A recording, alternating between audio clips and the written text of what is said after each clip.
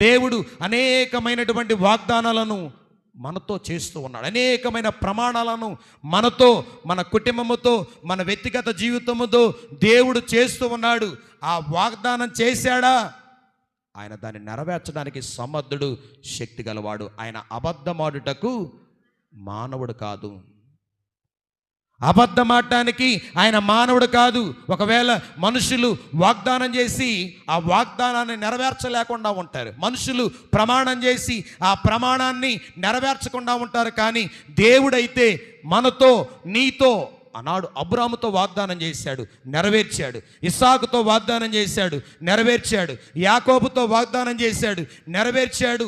యెహోషువతో, మోషేతో, ఇంకా అనేక మంది ప్రవక్తలతో, రాజులతో ఏ ప్రమాణాలైతే వాగ్దానాలు చేశాడో ఆ వాగ్దానాలన్నిటినీ ఆయన ఒకవేళ ఆలస్యమైనా సరే, ఆలస్యం వెనక ఆశీర్వాదం దాగి ఉంది. రెండు చేతుల పైకి ఒకసారి గట్టిగా స్తోత్రం చెప్పండి. హల్లెలూయా. ఆలస్యమైన అద్భుతాన్ని చూస్తావు నీవు.